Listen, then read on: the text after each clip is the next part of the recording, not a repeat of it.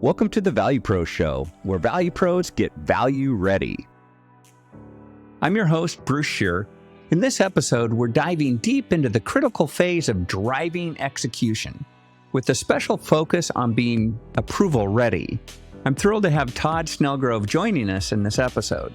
Todd is not just a true value expert, he's one of our key affiliate consultants at ValuePros.io and a powerhouse in the world of value-based selling and pricing. As the former Global Vice President of Value at SKF, Todd brings over 15 years of experience in understanding, presenting, calculating, pricing, and purchasing based on total cost of ownership and total profit add, something he's trademarked. His work has been featured in publications from leading business schools, including Harvard, MIT Sloan, and the London Business School. Todd has also led sessions on value at executive MBA courses at prestigious institutions worldwide. In this episode, Todd will be sharing his expertise on being approval ready. We'll explore the intricacies of working with procurement, debunk some common misconceptions, and uncover strategies to make your value proposition irresistible. From understanding the buyer's journey to mastering the art of value quantification, this episode is packed with actionable insights that will transform your approach to B2B sales. So whether you're a seasoned sales professional or just starting your journey in value-based selling, get ready to level up your game. Let's dive in. Well, Todd, I'm just so excited about this episode with you. This is a continuation of what we've been talking about in terms of showing up value ready, where value professionals can show up value ready, ready to connect the dots so the buyers can buy. And we had introduced a value ready assessment that you guys can find off of ValuePros.io. Under resources, you're going to find our assessment there, where you can assess yourself on where you are against these 4 key phases, and underneath these key phases, the 10 key value ready dimensions that you need to really get good at to master so you can help that buyer buy. First, we're building trust. We're earning that right to engage with them. Secondly, we're understanding needs, and there's some disciplines and best practices and science behind how to do that. Thirdly, we're delivering insights, where we're connecting the solution we have to the value we're going to drive for that client. And then finally, we're driving execution with the underlying value-ready disciplines there, being approval ready, negotiation ready, and impact ready. So Todd is going to be covering the 3 different dimensions: approval ready, negotiation ready, and impact ready under drive execution. I couldn't be more excited. Todd has more experience in value than anyone I've ever met in my life. This is going to be awesome. Todd, welcome to the show. So let me just set a baseline here. And this is for the world that I come from and B2B markets, so business to business. We always want the user of the product or service to want to buy us. They were the ones that will receive the value that we deliver. And when I started 25 years ago, we were told to hide from procurement and purchasing. Nothing good would ever happen if you talked to them. They only cared about lowest price. So I just want to make it clear what we're going to talk about in the session is always make sure the user sees the value. We understand the value we're going to deliver to them, but we also need to engage with the financial team, the procurement team, because they have power in that discussion. So it's an addition of another set of eyes into the group that we need to make sure is going to also see value or understand the value. Kind of so funny, Todd. Just to add in here, I've even had one sales expert in the world say, hey, never deal with procurement. And he even proclaimed in this huge conference setting I was in, I refuse to even talk to them. If my client's going to run something through procurement, I say, hey, sorry, I'm not going there. And you and I know on some of the bigger deals, and you want to win some of these big deals, you avoid procurement, and it's at your own detriment. You really need to engage. I'm excited for you to talk about this. I'll leave you with a quote that came from a chief procurement officer of a Fortune 500. And he said, and I'm paraphrasing because he was Scottish and he had an accent, but I might not give you an award that business doesn't want to give you. If they hate you and they don't want it, I can, but I sure as heck can take an order away from you if there's 3 people that meet the requirement. And if you don't talk to me, I'm going to assume there's no value and you're using relationship and all these words that I don't understand what they mean. So I'm going to go against you. I always make sure that we're having a discussion with the right words. So, they're simple words: price, costs with the S, and value. All 5-letter words. They mean 3 dramatically different things. But when I'm trying to start the discussion with a client, I'm saying, we're here to talk about how I can reduce your costs, how I can make you more profitable, how I'm going to increase the value you deliver to your business. The assumption that a lower price is going to make them more profitable is an assumption. So I used to say, I could be the highest price with the lowest cost. And true story, Bruce, I've been at procurement conferences and they will say, I will go back to sales teams and say, how will you reduce the cost of this proposal? And they would say 90% of sales teams come back with price or terms and condition reductions. I said costs. Now, not to sound arrogant, but if a customer says, how will you reduce the price? I then say, how about I reduce the costs? We'll talk, I think, in the next module that I had 428 drivers I could measure. So now we're going to argue which drivers, how much they're worth, do they care about them? But I will not just focus on price. And then I smile because I live in Michigan now, which is famous for the automotive industry. And 3 companies could buy things cheaper than anybody else in the world. 2 of them went bankrupt. So you got the lowest price, but those price savings never got to the bottom line. Cost savings get to the bottom line. Great point. Yeah, absolutely. You got to think beyond price and continue. I'm sure you're going to push into that, but yeah, it totally makes sense.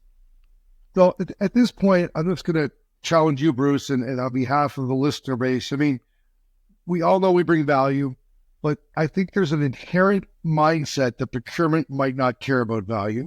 I will show you over the next 3 episodes that is not true.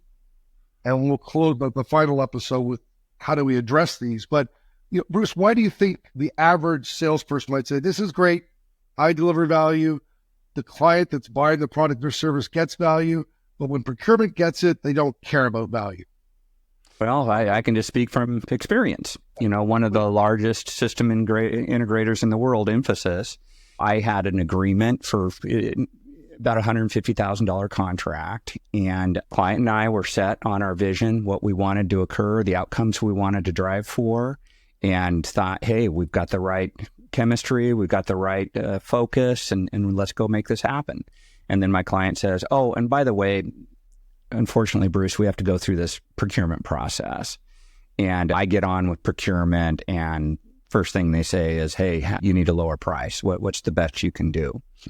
And just start getting into this negative, what I call the zero-sum game, where let's beat up the vendor and try to take value away from the vendor. And it didn't matter that I had a sponsor that's excited to move forward, but it's time to do the price negotiations. I see that very often. I don't know if that helps answering your question, Todd, but that's kind of the normal default that I've been exposed to in my long selling career.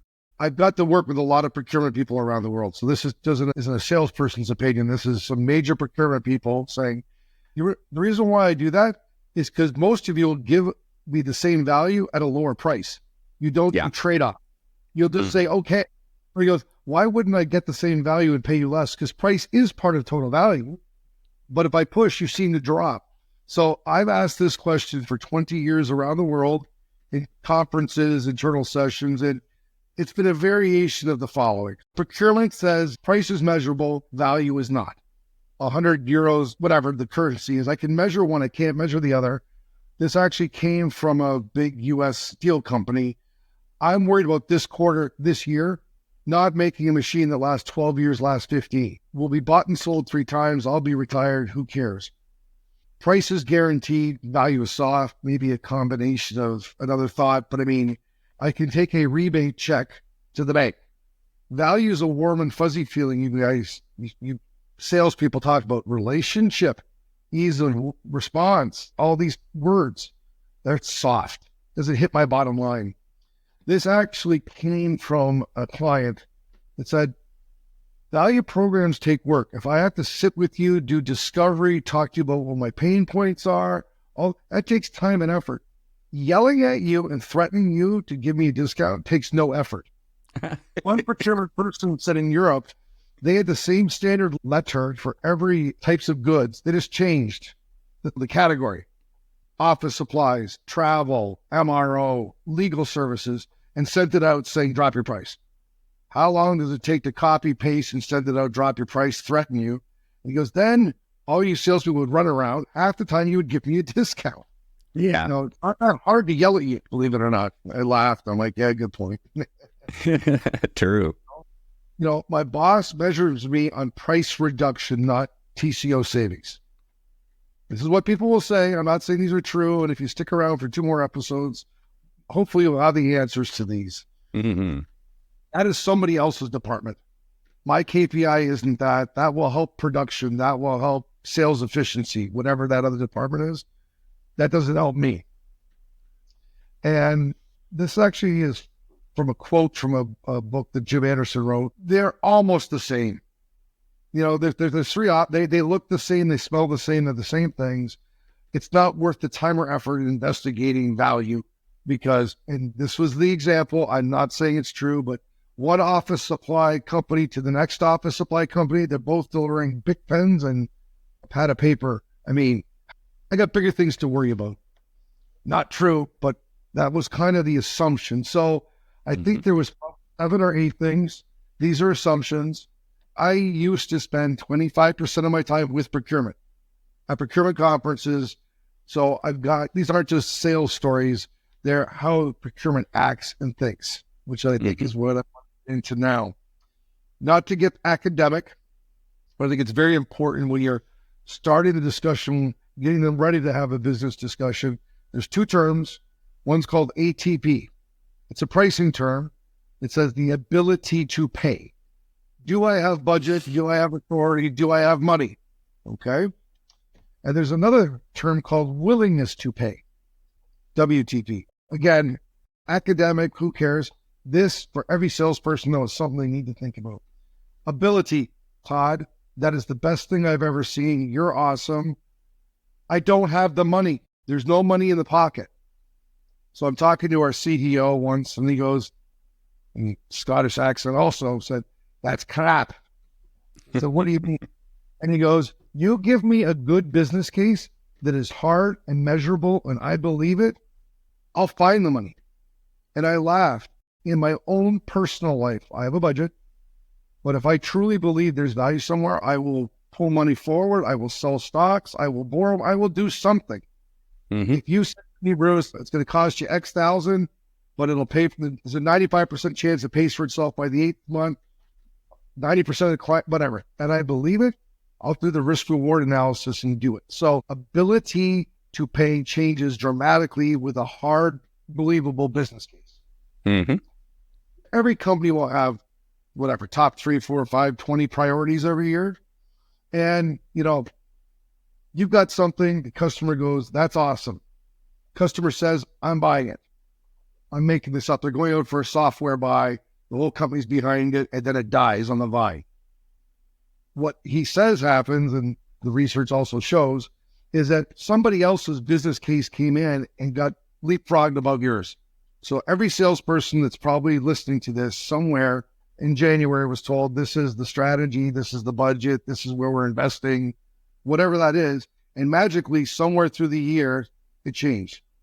I always assumed it was economic things changed. We're not hitting our numbers. That's option 1. Option 2 is we got a better business case for something that wasn't in our top 5. That prioritization changes based on the hardness and the believability and the timeliness and all these things of the business case. So if somebody don't have money, a hard business case can help them find the money. Yeah. I would even finance it if I had to. That's another day's discussion, but I've been through performance finance agreements. And willingness is, look at Todd, we got bigger things. We're in acquisition mode. We're putting in a new software system. You know, your upgrade down here isn't as important. Holy wow. Look at the ROI of that. Look at the speed of that ROI. That would change. So, you know, in the early phases, really trying to get the customer, the procurement team, and the technical person, the tools for them to get access to the money and to prioritize that money because you're competing within that company for somebody else that wants money. With different department, same department. We're going to talk about the buying process, and I know that there's different ways to look at this. This is from a procurement person, and I just loved it. We were sitting somewhere one day, and he explained it to me, and we had always talked about the sales process. And he goes, what drives me nuts about you salespeople is you should think about how I buy. So he got up on a whiteboard and started drawing this, and what I'm going to do is just walk through. Everybody on the has bought something in their life. So let's say it's something that's a strategic purchase. So let's say you're buying a car, okay? And then I'm going to walk through this process, and I'm going to tell you where I think it's wrong or how people act, but I think it's the process. Then we'll explain where and how value and value selling and it integrates into this. But it always starts with a need has been identified. I need a car. Car broke, lease ended, kids got older. There's a reason I need a car. I got a new job that I have to drive to work, whatever. I need has been identified. Somebody could have brought me the need. I need office supplies. I need whatever. Then I sit back and I establish my specification. So with my preconceived notions, I'm sitting back saying, Todd wants a car. Todd wants a gas car. I'm not saying this is right, but I'm establishing a specification. I want a 4-door car. So Lamborghini's out. I want a gas car, which means we'll just say Tesla's out. I'm not saying these are right, but I will start specifying what I think I want. I then will go say, well, who can possibly deliver that to me?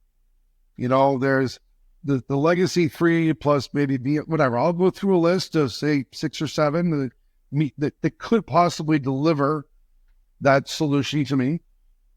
And then I will maybe get rid of a few based on past experience, bad research on the internet, you know, that type of stuff. But I will probably go out and get an RFQ, RFI, RFP. I will get information from them. What is yours? Why is it better? What's your price? What's your delivery? What are the operating again, these will all look different. These sales teams will do a lot of work and bring me the information back. I will then negotiate terms and conditions and price and value, not value, and shipping, whatever it is. And then I will buy. And then hopefully I measure, was it good or bad? I've had the car for 3 years. Did it do what it was supposed to do? So we drove through this buying cycle, and he goes, what you need to understand is your ability as a sales team dramatically decreases over that cycle of their ability to impact me. If you get to me with identified, you can frame it. You should be looking at best value. You should be looking at lowest cost. You should be looking at total value. So then when I get to establish specifications, it opens it up. But if you call me and we're in the RFP stage and say, don't look at price and delivery, look at electric car, you better be the best salesperson that's ever existed, because my mind is no, no, no. Quick story, company car selection comes out years ago, 5 cars, one of them was a diesel. And because I'm not technical, the need was identified, company car time. Before I got to specification, I reached out to my friends, they're car people. These are the vehicles, what do you think? And 3 of them said, that Passat diesel for sure. And I'm like, no, I hate diesel. Dad had a Mercedes diesel in Canada in the 80s. Cold start, couldn't find diesel. My history was bad. And they said, Todd, that's old. New is good. They work, there's diesel, blah, blah, blah. It was the best car ever. Ran smooth, fast. You could go twice the distance. When I look at this now, I used to be involved in industrial products. The need was identified. We need bearings and belts and chains. I want one that's from an ISO specification from a named manufacturer. These 5 people make it. Let's add them all in for bid. Now I'm going to scream, threaten, all these ways to get your price down. So me going in to say, it's not price, it's value. Here's how we measure value. It was much tougher in the RFP stage than it was spending time up front with sales, marketing, key account people, getting to customers before they're in that buying journey. And I'm going to throw out a few statistics. And again, there's numerous studies. This is from Gartner. They say that 27% of a B2B buyer's journey is researching independently online. Best supplier, reviews of whatever category we're in. I mean, I'm doing research. I'm looking at Yelp reviews. I'm going out to their website. I'm doing some searching. I'm looking at case studies. 22% of the time is spent with the internal group. Hopefully the people that will use the product or service and get the value. What do you really need? What's important to you? Let's prioritize these things. So theoretically, procurement's buying what you need. 18% is spent researching offline, calling their friends. Like you, salespeople know other salespeople, procurement people know other procurement people, and they will call industry associations, trade associations, anybody. What do you know? What good? How'd you do? And you think your price that you gave to one client's secret, that's already around the world faster than you can imagine. Only 17% of their total buying cycle time was spent with suppliers. Let's just say there's 4 of you. 4% is spent with you, Bob. 4% is spent with you, Bruce. 4% is, can't change what they think, how they think, what their KPIs are in 4% unless you do it early and reframe the whole buying process. I do like your data here. You said it's probably 5 years ago when they did this study, but I saw a study in 2024 where 70% of the buying journey is done before sales is engaged.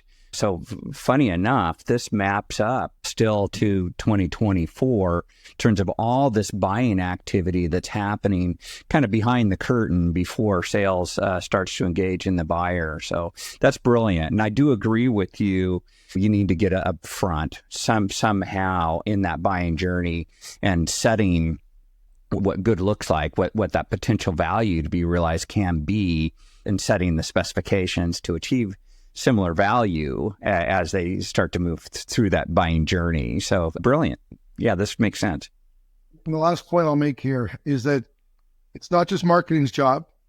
I think we all should do some thought leadership, whether that's LinkedIn or local trade associations, but go where they learn so they rethink. I used to spend a lot of time, and some people didn't understand why. I have statistics to prove the thought leader in the industry gets access, opportunity that other people don't. And with our CRM systems today, in my old world, a lot of it was contracts. The bigger customers were, say, 3-year contracts. You just lost the contract going in next month going, hey, you dumb buyer, you screwed up. It's probably a little early, maybe a little in their face, but you could put cadences up. In 6 months go in. How are things working? What KPIs are you not hitting? Can I help you in the areas? I also know that it's probably a 3-year buy. So in a year and a half before, let's get our pre-planning done here. Let's start seeing our call strategy to get them to be rethinking. I always found it funny when it was a surprise that the 3-year contract was coming back out for rebid 3 years from now. And it's like, we knew this was happening. So marketing, whoever, start being able to get that process changed. Makes sense. One of my favorite visuals is the price berg. Customers can see the price of your product or service. You're 100, you're 99. There's all these other drivers below that. And all I can say is that procurement people say we don't do a good job of articulating what they are, the impacts they are, and the probability and where they've changed them before. For our listening audience, the price berg is an iceberg, kind of the typical iceberg slide that you might see, but you got part of that iceberg above the water and then the majority of it below the water. You can see the top. The dangerous part of an iceberg is the part below the water that you don't see. And you don't know and you don't believe until something bad happens, you hit it. I would argue, I don't care where the water line is. I want the smallest iceberg. The total size is what matters. So it's our job to say, yes, we can see this. You understand it. It's clear. But there's all these other things, and they're bigger, and they help more. And here's what they are, which is what today's session and the next 2 sessions we'll do. We'll get into some more meat. This is a takeaway from, again, a different procurement person.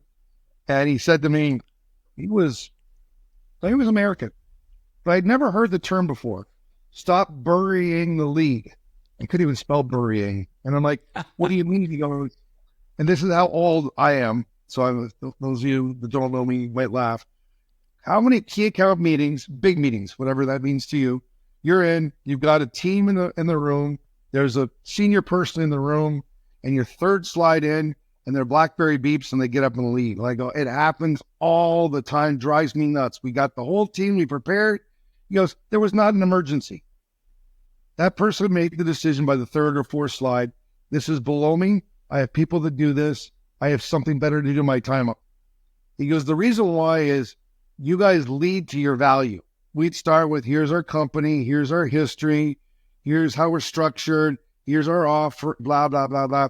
And you might, if you're good, say, we think by working together, I'm going to make up numbers, can save you $1 million next year by doing ABC.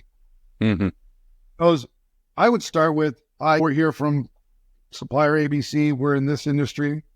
We think we have $1 million opportunity to make you more profitable. What I want to do is show you what we've done, how we've done this for you or similar companies, our process to identify that, our process to operationalize that, our process to track it and make you realize that. Do I have your attention? $1 million. Okay. Where can you do that? Why have you done it? How would happen? I'm making up numbers, but now there's $1 million thing for me to leave. And he goes, you bored me because you're leading to it. Lead, start with. Don't bury the lead. For paper people, you put the most exciting title at the beginning. You don't put it at the back of the paper. Nobody reads to the back of the paper unless they're interested. That's where the bury the lead thing comes from. So if you're engaging with procurement, be bold. Didn't say you did an audit. Didn't say you put 500 engineering hours. I think based on your size, based on your industry, based on your experience, I think it could be between X and Y. Then you start doing some work and getting into the real value quantification stuff, but there's nothing wrong with putting out an assumption that's reasonable and then saying, let's see where you really are around that. It totally makes sense just from kind of disciplines of communication, and also getting the executives' attention, what they care about. This is kind of an interesting thing because I'm not an engineer, but I'm a math person. And there's something called, there's 3 elements of influencing attributed to Aristotle. And the point that I always focused on was the logic. If I've got the numbers and I've got the facts, I win. And I would get frustrated with clients when I'm sitting there, what do you not understand? It's 50% more, but you're using 60% less, which turns a much bigger savings than it sounds like. I'm like, it's numbers, people. What do you not understand? Like real hard numbers. There's 2 other things that I just said, okay, wow. Ethos, the credibility of the person speaking. And I know, Bruce, you talk about this. What's your LinkedIn profile? How do you show up prepared? Do you know the terminology?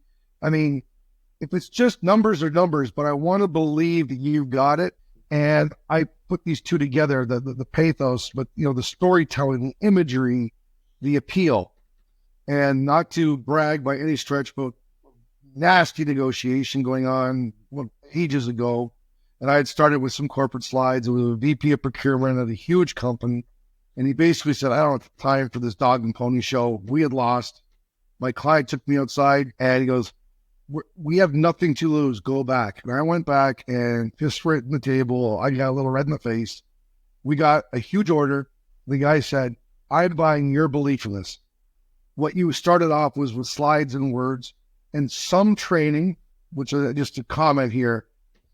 If you ever get sales training, take the training, but take what you learn and build those stories. Steal the person's stories, make them your own. But reading a slide comes across as reading a slide. And they'll go, any salesperson could put the price berg up. They could steal that and put the price berg up. And if they don't have a story to tell or something, it'll come across as weak. And they're buying you, believe it or not, much more than I thought the numbers were the numbers. I love your point there that I love it, that the ethos, the pathos, the logos, but pathos, that's where you can push into the emotion, your confidence, that back to building trust where that buyer has trust that you're going to deliver on that value. Of course, interested in the logos, what kind of numbers are we talking about here? Is this really worth our time? And then the ethos, but really nailing, demonstrating value and discovering value is, that emotional contribution. And thanks for that story, Todd, just to anchor on that point. You really got to nail all 3 of these. So I want to really quickly hit on value quantification at this stage. I'm trying to get the customer to focus. It's on value, not price. And what I find a lot of companies will do is they will have somebody create their own tool in Excel, on Word. So I've seen people create these one-off tools and the formulas are wrong. There are mistakes. Cell AB didn't transfer to YZ. One time somebody confused currency symbols. And you just, when you look at a formula, like, there was a currency calculation wrong. I mean, again, I could spend a day on this, but I won't. I've seen numerous ones that have inaccurate formulas. The biggest one I see is some industries, They really help customers increase the speed of their cash flow.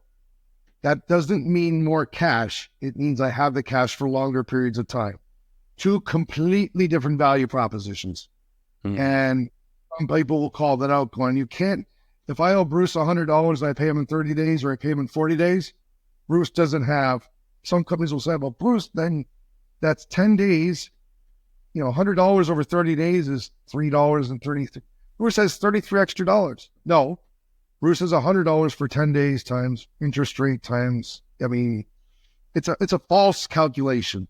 Yeah. Because every salesperson's created their own. It's not been vetted by anybody. And this is when the lawyers go, oh my God, what did you just put in writing in front of somebody? Reasonable ranges of impact when you're doing your research.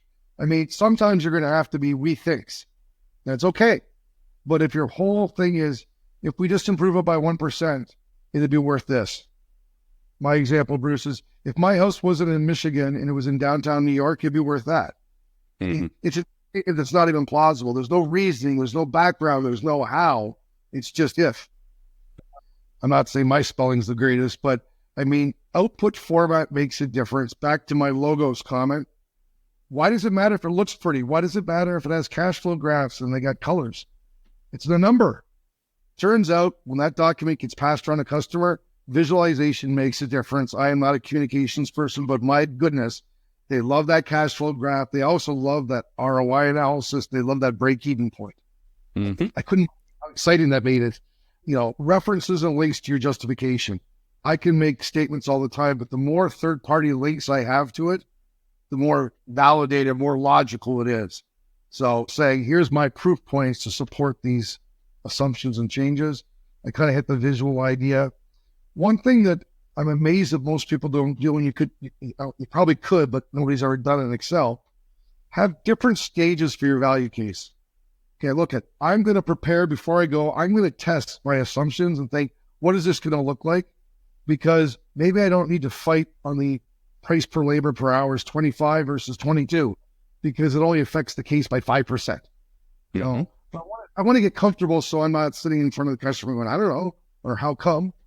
Then I'm going to actually propose a value analysis to the customer based on what I understand, what I think. And this is where Bruce comes back and goes, that Bob told you that number, he's wrong, or that's an industry average, we use this, but I'm going to put numbers out. They're going to then modify some of them, not hopefully, but probably all of them. We used to actually have a stage name called accepted. Not saying it's the right word, but I put a business case with my offering. They bought the offering. They'd accepted your logic was my thinking behind it, because my management team wanted to see how much did we sell that was attached to a business case. And then we could see the sales cycle was faster. We discounted less. And then what I'm amazed is most companies don't go back and verify. We'll talk about this in the final episode, but I knew what they bought. I knew what they implemented. I knew what the value drivers should be. Maybe I should go back and check. Are they getting it? Are they getting more? Awesome. Change the case. Are they getting less? Why? Can I fix it? Then those become case studies to use to the next place I go. Over time, you start to get so much data, you can be predictive and prescriptive. Again, long time with mine, but I would go into a customer. I've got 2,400 times we've done this. Here's the min, here's the max, here's the average. It was by accident we took it out of Excel and got it into a database type structure where we could start mining the data. And most customers would say, you win. You've done this at my locations around the world. This is the average. Wow. You've got, the more times you use data, the better it gets. And it's got to be easy and clear. What I found with technical people, they overcomplicate it and you'll never understand it. And they think they're showing how smart they are by having an Excel spreadsheet with 27 tabs and you hit this thing and it goes there. Nobody can reverse engineer it. Everyone's eyes gloss over. You're not making yourself look smarter. You're confusing the customer. They might not say to you right there, I don't understand, because they might not want to feel like they're not smart, but they're not taking that to their boss, because their boss is going to ask them, what do you mean by internal rate of return based on a Tuesday? But I'm not showing something to my boss where he's going to question me and I don't have the answers. So more complicated doesn't mean anything. And if you use a tool, it's going to be repeatable. It's not going to be what mood is Todd in on a Tuesday, not number what I want it to create. It's going to be a structure. The numbers might change by the customer, but you're going to have something you can reuse. So again, I just see a lot of people saying, the value thing's important, but the tool everyone will create their own. Oh, the danger it causes. Absolutely. Yeah, just to summarize on some of this, Todd, really insightful, astute, based on experience, and also with my own personal experience. Funny enough, I was engaged by Tableau to help them with their sales narrative. And boy, did I learn a lot about the importance of visualizations and how people can internalize and get more committed around visualizations versus just raw numbers. So that's super smart. But I also learned through that engagement, we did a bunch of research to help Tableau sell Tableau. And most spreadsheets, in fact, up to 40% of them are dead on arrival. Bad data, bad formula, as you were saying, bad calculations. And anybody in the finance world that needs to approve numbers typically knows that's your spreadsheet and it's probably broken. And Todd, I don't know if I told you this story. Microsoft engaged us to build some value calculators for them. And they passed me one that they had another vendor make for them. And I broke it within about 30 seconds. And they had spent $500,000 on that value calculator, but it just had bad formula, bad data. So what we've done with ValuePros is we've got a value calculator platform that makes things repeatable. Of course, we've got to do the research, the analysis, the benchmark research, and make everything as credible as we possibly can within that platform. But we get out of the bad data, the bad formula, bad calculations land, and move into more credibility by having that platform. Really important. Last point, just for diving, but one customer said to me they got 6 different value analysis all in the same solution to the same departments. All of them look completely differently. And I'm like, oh, wow. The credibility went down. We'll just leave it at that. Oh, yeah. Yeah. So we're going to wrap it up here with just, I'd love to put a quote at the end. This is from the lady that used to run procurement for AstraZeneca, big drug company. She's UK based. We were at a conference together. I'm going to read this. She's now in charge of the Chartered Institute of Procurement and Supply, European, but suppliers often don't come to us with a business case, but it's what we want. Sell your value using our numbers to get our attention. And my favorite part, but if you can't quantify your value, don't be surprised at the failure of procurement to do so. She said that on stage, standing beside me, and I almost wanted to hug her because some people are probably saying, our value can't be quantified. It can. Trust me, we don't have the time to go into it all, but it can. And she says, I'm in charge of all these things. If you can't tell me why your widget's better than their widget, I can't figure that out. I've got to buy all this different stuff. I got bigger worries in my world. You better come to us with something. Absolutely. Just to anchor on that, Dean Edwards, who's also on our ValuePros show, former head of procurement for Levi Strauss and Ingram Micro, mentioned the same thing. Yeah, it was even rare when the sellers came with the business case and could even talk about their own metric. They're looking at the hurdle rate, the internal rate of return that the value analysis would have to exceed to be considered. And he said rare was the salesperson coming in prepared to have that conversation or even to ask the question, what is that hurdle rate? Where does this need to be? And he kind of laughed about it with me. He said, when I did have a good seller that asked the question, it made their sales job so much easier because they're helping us do our job. So yeah, I think this is so insightful. The quote by this wonderful woman out of the UK, and just in terms of, hey, we don't have time to do it. If you're not going to do it, I guess good luck. Or it won't get prioritized, or it gets to the back of the burger, or because I'm not doing it. I've got too many things to work on. So exactly. I know we covered a lot, Bruce, but I mean, the idea is to set procurement up so they want to have a different discussion. Excellent, Todd. Any other last thoughts that you'd have, Todd? Taking different industries and different worlds, but in my old world, which I think is very interesting, we'd have a industry expert help work with me. I call myself the commercial value person, but there's different terms of industry. They can help me refine it. Increased production to a steel mill is different than a paper mill, which is different to a airline. This is the terms used.